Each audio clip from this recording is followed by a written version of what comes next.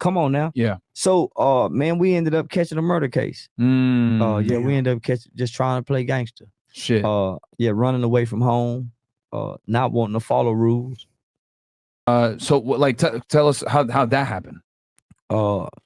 Me and 3 friends skipped school one day. We decided to go to the mall and steal some starter jackets. Mm-hmm. You know, at the time in the 90s, nigga. Starter used to be the shit back then. Yeah. Give it like a Gucci Pretty much, jacket. Yeah. Shit, we go to the mall, run out of the mall. In the process, this white guy by the name of Michael Levy, God rest his soul, he was working on his car. His car had broke down in the parking lot. And he saw what had happened and saw 3 niggas running out the mall. And so he tried to stop us. Brave guy. And in the process, my 16-year-old friend shot and killed him. Oh, damn. Wow. Yeah, in broad daylight. He had just got married. This is in Fort Worth, right? This was in Arlington. Okay. At the Forum 303 Mall. Okay. He had just got married like 3 days prior to that. So the headline news that the next morning was hero dies trying to thwart teenage shoplifters. So it was a very high profile crime. Yeah. Yeah, and especially this is what, the early 90s at this point? It was September 18th, 1991. 1991. Yeah. I mean, race tensions were high in the 90s. You know, you look at Rodney King, you look at O.J. Simpson, you know, 3 black teens kill a white male. Like, I can imagine. The Rodney King riots, they hadn't happened yet. Yeah. They was about to happen. And during that time, right, so a week after we did that, or a week prior to, 3 skinheads had killed this black man. Oh my God! Yeah, who was just sitting on. So we was in juvenile with the 3 skinheads. Yeah. So it was a lot of news media, you know, surrounding our crime because we got more time than the white kids. So they had to move the white kids trial out of the county. So I actually ended up being in juvenile with one of the white dudes, a real cool white boy. He wasn't no skin. You know, man, we was kids. We was kids. They was kids. Yeah. They wasn't no real hateful white boys. I mean, they were just doing some shit like we were gangbanging. Yeah. Yeah. So your friend shoots and kills him. He shot him once, or they shot him one time. We had So he's chasing after y'all. So you guys run out the mall. No. So here it is, right? So I run away from home. Yeah. I'm out just about, man. I decide, man, let's go steal. I take everybody on a crime spree. So we break into my girlfriend's house, who stayed a street over from where I stayed at. Broke into her house. Well, her dad was a Dallas police officer. Oh, and so yeah, her dad was a Dallas police officer. So we broke in her house, stole a Nintendo, stole her brother Nintendo, stole her dad bulletproof vest, stole his gun, and some more other shit. So that's where we got the gun from. Gotcha. Probably a revolver back then. It was. Yeah, that's what. Yeah.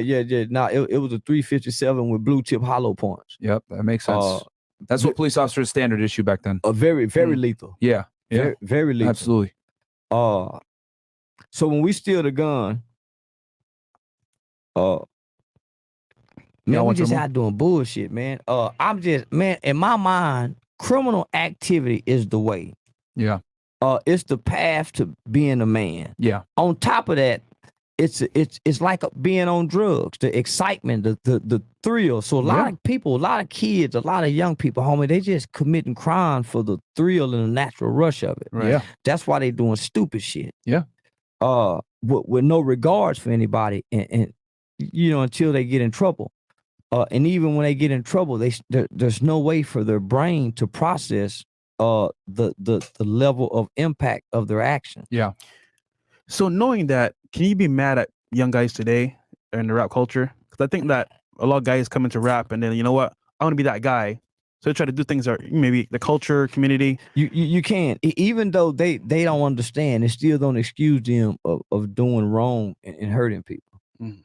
Even though they don't understand, it still don't excuse them. Right. So yeah, you can. So y'all are running away. He chased after you guys on foot? Yeah, when we ran out the mall, the Foot Locker guy chased us first. Okay. And when we get to the car, one of my friends, Big Twan, he dropped a hat, a jacket, or something, and had to run around the car to get it. The shooter never got out the car. Oh, okay. See, Lil Twan never got out the car. He stayed in the car. Yeah. So the Foot Locker guy chased us all the way to the car. God damn. Our victim was working on his car and just see what's going on. Yeah. He came out of nowhere and dove on top of the car. So he's on the hood, on the windshield. Oh. He's hitting the windshield with the tool he was working on his car. Gotcha. Okay. My guy in the front driver's seat, he's doing like this, trying to block glass out of his face. Yeah, okay. So he's smashing the windshield. Yeah, he smashed the windshield. So he reached inside of the car and pulled the car. Man, I don't know what the fuck he did, but he took the keys out the ignition. Oh, okay. He was able to reach around and get it. Yeah. Okay. Back then, you didn't have to put the car in park. Okay. So just for a visual illustration for the audience, so you got the Foot Locker guy standing right in his referee side. outfit, standing right outside the car. So you got my guy in the driver's seat. Yep. You got you're in the passenger? No, I'm in the back. I'm in the back behind the passenger. Okay. So you got DJ in the passenger seat, and Big Twan next to me. Okay, and he's behind the driver. Shooter's behind the driver. Now the shooter's in the driver's seat. Okay. I'm sitting on the gun. Okay. I'm sitting on the gun. As the Foot Locker guy, I'm looking at the Foot Locker guy. He's to the right of the vehicle. He's to the right of the vehicle. And then this dude's on the windshield, smashing the windshield on the hood. Okay. Yeah, he reaches inside and takes the keys out the ignition. Okay. It's like at that time, it's like damn near everything went silent. Yeah. So I throw the gun up there and tell man, shoot that motherfucker. Oh shit. Shoot him. Yeah. I'm just talking. I don't think he go shoot him. So when we get out, I was one of the first ones to get out. And the Foot Locker guy saw my buddy get out with the gun. So he took off running inside the mall. He said, fuck that, I don't get paid enough for this. I'm out of here. He's like, I'm good. Nope. Our victim, he never saw it. Because he's on the side. He when he come off the car, he's on the side with me. Yeah. Okay. The driver's walking around. Driver's walking around. He's walking around behind the car. The victim's standing like right in front of the car where he's looking at me. Okay. And I tell him, man, give us back the keys. And so he actually hold the keys up and said, if y'all want the keys back, y'all have to wait for the police. But by this time, the shooter's standing next to me, and I'm encouraging him, man, shoot that motherfucker. Oh shit. And he shoot one time. He just pulls up the gun and the guy didn't even get a chance to say a word, huh? No. Just bam. Where'd he shoot him? In the chest. Oh. But you gotta think. This is up close with a 357. Yeah, it's a wrap. Blue tip hollow point. Yeah, that's a wrap. Up close. Nah. Yeah. Nah. And then it's here. Yeah, center mass. They teach you to shoot center mass in law enforcement too. So this is vital. These are vital. This is vital areas. So I remember standing over him. In my mind, homie, I wanted to see what white people look like dying. Because I done seen all the slave movies. White people standing over black people while they dying. So in my mind, I wanted to be racist too as a kid. Before I wanted to be gangster, I wanted to be racist. I wanted to be a racist black man that did horrible things to white people. So all my crimes as a kid, as a juvenile, was predicated and centered directed toward white people. Going across the railroad tracks, breaking into white people's houses, stealing white people cars, snatching white women purses. So that was our crime mindset. Was your girlfriend white? Nah. No. Okay. Well, we used to run trains on white girls. Choo choo. Shout out Robin Hood. We used to do it without permission. So it's not like she came over and said, "Hey, I want to sleep with all you guys." Yeah. We say, "Hey, man, that white girl like you. Get over here." And then we put. Oh shit. Yeah. We just come in with dicks out. Oh shit. Yeah. Oh. Yeah. We might have to go off Twitch. Yeah. Okay, Twitch. Yeah, Yo. Hold on, homie. You gotta think about it. We're kids, right? We're kids. Yeah. Mimicking the culture. Yeah. Because not only it was a different era. It was a different time. Hold on. You got to think. We got Two Live Crew, 1987, 88. Hey, we want some pussy. Yeah. Me and my homies like to play this game. Some call it Amtrak, but some call it the train. We all would line up in a single file line and take our turns waxing girls behind. Yeah. Every time it get to me, I will shit out of luck because I stick my dick in and it will get stuck. The girl will say, stop. I say I'm not.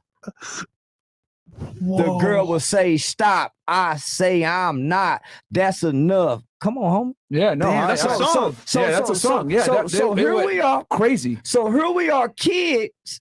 Hearing this is no different than when the kids hear Molly's, Percocets, Xanax. So we trying to mimic the culture. Now we trying to have trains. Yep. Tell me where in the world can 12, 13, 14-year-olds and 11-year-olds have trains responsibly? That was a culture trains? back then, unfortunately. Thomas the Train. Okay. On a lighter note. So just going back to finish the story. So you said you stood over him. What did you see? A man fighting to live. I saw fear.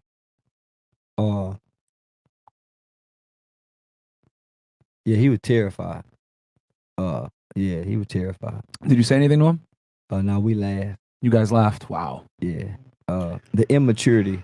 The immaturity of it. Not that we was cold-hearted and thought it was funny.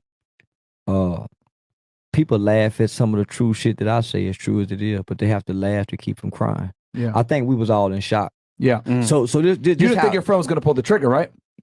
Nah. Yeah. We had never killed nobody. Yeah. So listen, this what made us laugh. When we got in the car, I said,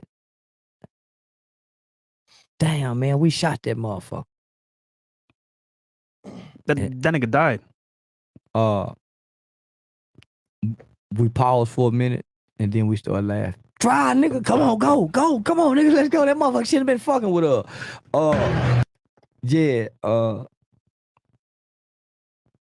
Everything slowed down. Yeah. After that. How long did it take for the police to catch you guys? Hours. Hours. Wow. Same day they got y'all. Damn. Yeah. We went to the apartments bragging about it. How'd they catch you? Probably the Foot Locker guy had got a good look at you guys. There was a young lady who was sick that day, and her and her mom was at the mall. And we was in the 8th grade. She was in the 7th grade, and she knew all of us. Because it's before CCTV, guys. So eyewitness testimony is really the only way you're gonna identify crimes like this. Yeah, this girl, her and her mom, they knew us from the apartment complex, and they identified us by. And so what they did, they went to the schools and got the yearbooks. And, wow. That's how they got our pictures out the yearbooks. So it was all. And it was 3 of you guys. It was 4 of us. 4 of y'all. Okay. So it was all over the news. Man, we got arrested probably 2 or 3 hours. We went to the apartment complex, kind of somewhat bragging about it. But we lied and made it seem like the white man was fucking with us. But what happened was, we went to another apartment complex, and we saw this dude. He was walking from the store, and he had on this long trench coat starter jacket, kind of like the one DJ Quick wore in the video. Oh, that's old school. Yeah. Yeah. DJ Quick. DJ Quick is legendary, bro. West Coast. Yeah. And so the shooter was like, "Say, man, let me see the gun. Let me see the gun." And so when I gave him the gun, he started shooting at the guy. He just started shooting at the guy. And so there was some kids outside playing. So the mother came outside and took a look and snatched the kids. So that's how they was able to pinpoint where we were at that time. Because it's the same identification from the mall. Yeah. So within probably 45 minutes after that, I heard helicopters, looked out the window, saw news cameras. They got arrested before me. I was the last one to get arrested. One of my friends who car we was in, when we dropped him off, I came up with a plan. I said, call and report the car stolen. So this is how clever my little mind is working. It was my plan to go to the mall, steal the jackets. It was my plan to break into the house. So the newspaper identified me as the smallest and the youngest, but the brains out of the bunch. That's how the newspaper identified and described me. The witnesses hear you saying, shoot him, shoot him, shoot him? Yeah. That's why, yeah. Too sweet. Yeah. That's you. Yeah. Mm-hmm. So when we got caught, I was the last one. But my friend called and reported his car stolen. So that's how they was able to go pick him up. Because it didn't make sense. I told him to give them the description of like these 4 guys who lived in Dalworth, who looked like us, who I didn't like. You tried. Yeah. So at this time, man, the Texas laws that govern juveniles were, I could be sentenced up to 40 years. They was facing being tried as adults because they met the age certification. How old were all of them? They were 15, 16, and 17. Yep, right there, yeah. And I was 14. You were 14. Yeah, I was 14. So they met the age certification. I ended up getting 12 years. And that's because my mother was financially able to hire an attorney. One of the best Jewish attorneys in the guy by the name of Carl Mallory. Wow. I actually had 2 attorneys. I had Carl Mallory and Louis Stearns. And Mr. Stearns ended up becoming Judge Louis Stearns later on. Later on. So very, very powerful guy. Retired. Hey man, tell Kanye chill out, bro. The Jews help too, brother. They helping us black sometimes. So my brother had already been in trouble. My brother had been in and out of the youth facilities, man, state school. So you know he was already a juvenile veteran. All my uncles. So in my mind, I feel like I was prepared for it. I had my walk already down. I already knew how to, you know, in my mind, this is my journey to be a man, and that was just the immaturity of it. Because I wanted to pick when it was over. I said, Mom, I can do 2 years, but I can't do 4 years. Because the requirements and part of what I had to go through was I had to go into this juvenile facility. Yeah. So they tried you as a juvenile, but they tried the others as adults? Yeah, they tried the others as adults. Okay. And what, did they all get life? Nah. They didn't start giving children life until probably about the mid 90s, late 90s. The shooter was actually given 75 years, where he only have to do 1/3, 1/4. So he's out by now. He should have been out by now. Okay. The oldest got 99 years. He ended up going back on appeal and getting 25 years. He's out. Okay. Do you talk to any of these guys now? Nah. The other guy, DJ, was a kid who had never been in no trouble. He was the one who called and reported the car stolen. He ended up getting out on bond. So he was the only one that actually got out. He probably would end up getting probation. Yeah.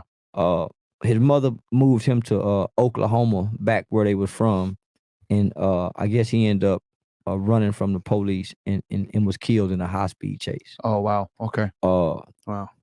So I go into the boys' home with a 12-year sentence. Yep. I can get out at 18.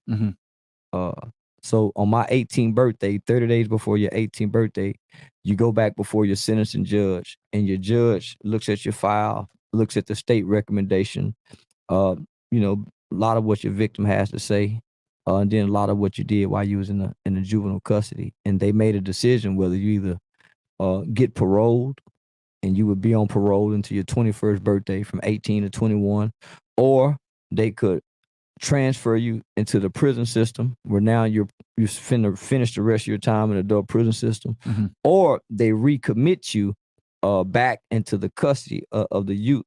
Okay. I spent 4 years trying to go to prison. Yeah. Now, remember I told you I didn't know nothing about gangs until I started going to juvenile. So when I first started getting exposed to gangs, shit, it was everything I was looking for. I couldn't wait to join. So when I got to the state school, I was in a facility where you're 18 now at this point, right? No, I'm 14. Oh, 14. Okay. So after you got convicted and they sent you away. Yeah. So I went to a facility where they housed Texas' most violent juvenile offenders in the state. Yeah. So everybody was there for capital murder. Which jail?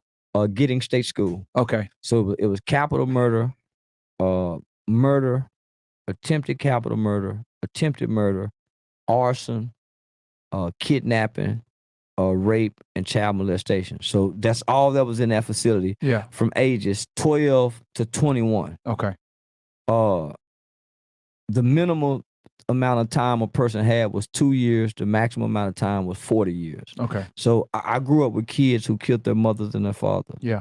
I grew up with kids who raped 6-month-old babies. Wow. I grew up with kids who killed 80-something-year-old women, tortured them and raped. Yeah. I grew up with some of the most violent kids that had some of the most violent history of crimes in the state of Texas. Yeah.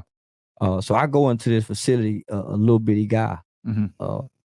Within 2 years, I ran the facility. So you're 16 now? Yeah. Okay. I joined the gang. I was like 15. Okay. What gang did you join? What gang was it? Rolling 60 Crips. Okay. So you had Rolling 60 Crips. You had Latin Kings. You had folks. You had Black Gangster Disciples, Spanish Gangster Disciples, Black Disciples. You had Altadena Block Crips, Original Swamp Crips, Trey 5-7 Crips, Rolling 30s, Hoovers. Gang, man, you had all these gangs in here. What about YSL Tell? Nah, this long folk. This is the start of the Crip and Blood era in America in the South. Yep. This is just now leaving California. It's done planted its flags in the South, and so this is what by this point we're at 94. This is 91, 92. Okay, so the murder happened in 91. So I'm 14. So 92, I'm 15. Okay, all right. So 92, I'm 15. Yep. I'm in the gang, and at this time we going into 93, and the Snoop Dogg Chronic album hit. So now it's Crippin' and Blood and all over America now. Yep. So by the time the Snoop Dogg Chronic album hit, the most southern states have become indoctrinated. Yep. Into the gang culture now. Yep. So I'm in the boys' home. I'm writing my mother saying I'm Crippin' now. I don't want to be with Jesus no more. I'm writing because I'm proud of this, nigga. I'm thinking I've accomplished what I want to be in life. I got a new family. And there's men in it that I look up to and admire. And I picked this family and they picked me. So I pledged all my allegiance to it while I was in there. And so, I spent 4 years trying to go to prison because I thought that's the path to manhood. By this time, my brother had gone to prison. All of my older male friends were in prison, had caught drug cases and murder cases at 18 and 19 years old. I'm 15, 16. They're writing me letters from prison. My partner, Jason Anderson, he write me. He making prison sound fun. I think he was on, I think that nigga was on Telford unit. And that was a young unit. Boy, them niggas, man, he made that shit sound fun. I couldn't wait to go. Boy, I could, on top of what my uncle and I already told me. Right. On top of what I'm seeing, the penitentiary. Now, we don't left the Black exploitation era. Now we're in the gangster era. So as I'm playing gangster, trying to develop this gangster mindset as a teenager, we got gangster videos now. Yep. All the gangster videos in the 90s had some reflection to a jail, prison bar. From NWA, Express Yourself. Yep. Every video had a reference to a nigga being killed. Back then, it wasn't guns in videos. It was dead bodies, outline chalks of dead bodies. The symbolism of death. Murder was a case. Come on, homie. Yeah. Snoop Dogg. Yep. Let's connect the dots. Yeah. So this is a gangster culture. Even the women want gangsters, or they want something that look like a gangster. Yeah. We haven't even gotten to the point where O-Dog, the character in the imagery of the long braids, tank top tucked into the dickies with the gun now, the O-Dog image. Nigga, every young black kid in America want to be an O-Dog, just like they want to be an NBA young boy. Yeah. A Dirk, a King Von. Nigga, I wanted to kill. I wanted to be that. I wanted whatever came with gangsters. If raping came with gangsters, if killing came with gangsters, if lying to your mama, stealing out your mama purse, stealing your mama car, whatever came with being a gangster, I wanted it. If you had a dad, you think it would be different? Much different. Yeah, every nigga I know with a daddy kicking in. No, yeah. It has to be a strong father though. Yeah. Can't be a weak one. Can't be a dope fiend nigga. Can't be alcoholic daddy. It got to be a strong daddy. In the movie Boys in the Hood, there's a scene where one of the guys gets killed, and then I think the character that Trey. Omar Gooding Jr. plays, he goes and gets a gun, and he's like prepared to go and retaliate, and I think it's Lawrence Fishburne, if I'm not mistaken, the actor, stops him, takes the gun, and tells him, "No, you're not going to leave." And I think that was a very powerful scene. Listen. But he runs out. Yep. But at some point, whatever he has with the foundation of his father, he says, "Stop the car." Yeah. Stop the car. Yep.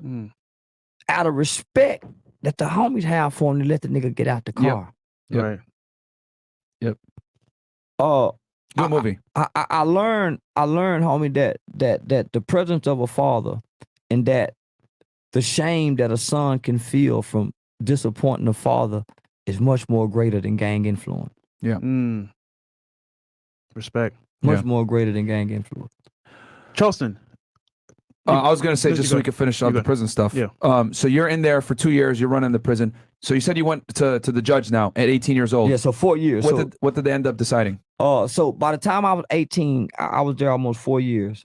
Only thing that I had done positive, I got my GED, and I completed a chemical dependency treatment program. Okay. Other than that, I was in some of the worst behavior modification programs that they had. You were getting in fights and everything because you're gang related at this point. So everybody's beef is your beef. Yeah, I spent summer 1993, I spent 9 months in a 23-hour lockdown program called the Giddings GRU program, the Giddings Resuscitate, whatever that shit was. So I spent 9 months. I was on in solitary. Yeah, in solitary. 23-1. Damn. Yeah, and I did 9 months. That fuck with your head? Yeah. Yeah. Then I did at least 3 different 30-day solitary confinement. So is it safe to say they moved you over to the prison when you were 18? No, they didn't. They kept you in that. Yeah. You couldn't have made nobody believe I wasn't going to prison. Yeah. But my mother used to always say, "Son, God got the final say so." And I said, "No, Mama, these white people sending me to prison," and I believed I was going. I wanted to go. The state recommendation was for me to be transferred to the adult prison system on my 18th birthday. There was 4 people. Miss Pumple, Miss Belinda Jean Pumple, God rest her soul. Mr. Claude Mathis, Mr. Herman Nelson, and Miss Donna DeRocha. Miss Donna DeRocha was my caseworker. Mr. Nelson, Mr. Mathis. Mr. Mathis worked in the mornings. Mr. Nelson worked at night, and Miss Pumple was the supervisor at one point in time on the dorm. My lawyer subpoenaed them because I had been there for so long. Like 2 years of my files was missing. So it was hard for the judge to really base a decision. Yeah. Because you got to think, back then they're still doing everything manually. Of course, yeah. And there's so, no computers really. Yeah, There's no so, centralized computer system at this point. So I it's all paper. I done went from dorm 3, from dorm 3 to dorm 4, from dorm 4 to dorm 6, from dorm 6 to dorm 8, from dorm 8 back to dorm 6, from dorm 6 to 7B, from 7B to 5A, from 5A to 3B, plus the 9 months in the GRU program. I done been all over. Many people done lost all kind of files. Yeah. So what my lawyer did, man, my lawyer was smart enough to subpoena the workers who worked on the dorm with me. Yep. And so they came back and even though on paper, I seemed like one of the worst kids there. They was able to come back and give positive testimony for you and say, well, how do you know? Well, based on this negative leadership, this kid got potential to be somebody, Your Honor. Yeah. He's really a good. So they broke down. So rather than the judge going with the state's recommendation, she went with the people who work with the kid every day. Okay. There you go. That makes sense. So let me ask you this. My lawyer was smart, man. Bad motherfucker, Carl Mallory, man. You mentioned before that the victim also had a say. Yeah, well, in this case, so the victim's family was there. They was there. Yeah, the victim's family. What did they say? His sister came. His wife didn't show up. His nieces came. And man, they were very forgiving. They forgave you. Yeah, they forgave me. Wow. How did that make you feel when they forgave you? Something inside of me changed that day. I can't describe what happened. To this day. Was this when you were 18 at that hearing? Yeah, I was. So they came to the hearing. Yeah. And they forgave you. Yeah. Wow. Something happened that day. I can't describe it. I just know I couldn't go back and be the same gang banging little kid that I wanted to be. Is that when it just like snapped and you were like, I'm out of this shit? That day, that moment, it's like something spiritually happened. Well, for one, because I'm listening to what the juvenile workers are saying about me. Okay. I've been cripping saying, and I've been hearing all this horrible shit about you going to prison, you horrible. So now I'm listening to what these people are saying about me. And in my mind, remember I told you I was taught to not trust white people, to be racist. So in my mind, I'm saying, why would these two white women, why would they be doing this? I'm asking myself, if they sit, I'm saying, man, why would they be doing this? Then it was his daughter and his niece that got understanding and forgave you? On top of the fact, the juvenile workers. I'm saying, why would the juvenile worker be putting their job on the line to come say this good shit about me when they know I've been acting bad? Because they saw the goodness side of you. There you go. Where you didn't see it. There you go. Where I couldn't see it. They believing in me when I don't believe in nothing but the game. Charles, on a serious note here, brother, what would you say to people watching right now to kind of curtail this process? Because you went through it, going to jail, being the bad guy, trying to be somebody that you're not. How would you tell people or you learn from it, how they could like overcome this as well? And not go through it themselves. Some people have to go through it. You can't stop it. You can't prevent it. Because you didn't create the situations and the circumstances that they was born into. You can't, or we can't repair the hurt and the pain that most of the kids have when we encounter them. Nigga, they hateful and angry. We can't undo that. So based on their choices and their decisions, a lot of them have to go through what I went through. What made the difference in my life, homie? I had people. I went into an institution and into an environment where people really believe they can make a difference in children's life. I got in trouble during a time in America when America still believed that children are children and children make mistakes and children still should be afforded another opportunity at life. On top of the fact that when I got in trouble, there was a section of our politicians, mainly our president and Hillary Clinton. Yeah, it's the Clinton era. They just blew the whistle and said that there's a wave of children in America that was born and have been born, and that they're bigger, they're faster, they're stronger, and they're heartless criminals. And these children are super predators. I'm the super predator generation that they spoke of, which we wasn't super predators. There's no such thing as a super predator. No child is born bad. Homie, we was gangsterism was promoted, propagated. It became propaganda in the black community. They had to put parental advisory labels on black people's music. I remember that. Parental advisory, explicit content. Come on, homie. Black and white. The black and white thing on the corner. Because those lyrics were starting to shape the minds of black youth in America. And so this is the product of it, what we see today. So what I tell people today is children mimic what they see and repeat what they hear. That's all I was doing. That's all I was doing. Yeah. And the thing is too, also, just so the audience kind of understands, like at this era in the early 90s, you couldn't escape it, whether it was West Coast gangster rap or if it was East Coast stuff, right? Because you had the Biggies, you had the Nas's, you had the Jay-Z's. They were still talking about street shit. And then in the South, you said the Ghetto Boys, right? Yeah. So they were still talking about that stuff. So you couldn't escape gangster music in the early 90s. Some influence at least. Yeah. Then not just the music, homie. So imagine when I put my headphones on. Die, nigga, killer, nigga, die, motherfucker, bang, bang, die. When I cut the movies on, the movies, same thing. Yep. When I watch the videos, same thing. Friends. Yep. Family. So not only that, when I start looking and projecting out into the community, who's the most idolized and admired? The Gangsters. street gangster niggas. Yep. So as a kid with a young, impressionable mind that's tuned in more culturally than anything, because we don't have any other traditions to carry us.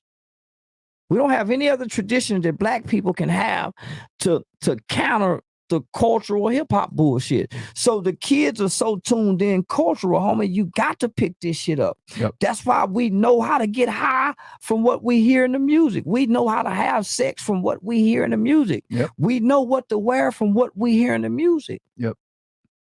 We know what to say, how to talk, our lingos, our language, our whole interactions come from music. You know, it's funny. I came to America 5 years